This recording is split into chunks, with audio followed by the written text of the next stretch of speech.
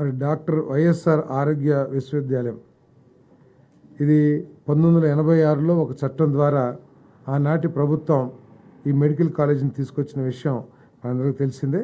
98లో అప్పుడు చట్టాన్ని సవరణ చేసి ఎన్టీఆర్ యూనివర్సిటీగా పెట్టడం, తర్వాత ఆయన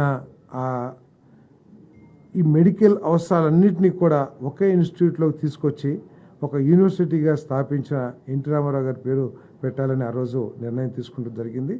తర్వాత 2006లో doctor NTR university of health సైన్సెస్గా ఆ రోజు వైఎస్ రాజశేఖర రెడ్డి గారు కూడా నిర్ణయం తీసుకుంటూ జరిగింది.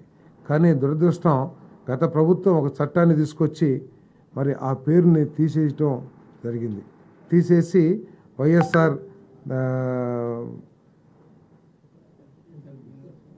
హెల్త్ యూనివర్సిటీగా పెట్టారు.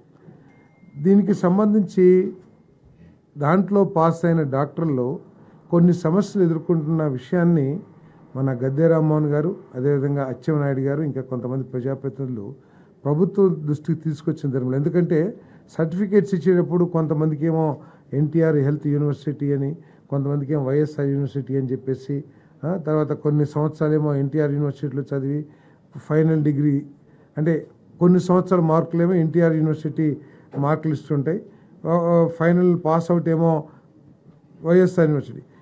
ఇవన్నీ కూడా సమస్యలు ఎదుర్కొంటున్నారనే ఉద్దేశంతో మరి తిరిగి ఆ యూనివర్సిటీకి డాక్టర్ ఎన్టీఆర్ యూనివర్సిటీగా పేరు పెట్టాలని చెప్పేసి మరి నిర్ణయం తీసుకుందని చెప్పేసి కూడా మనం చేస్తా ఉన్నాం.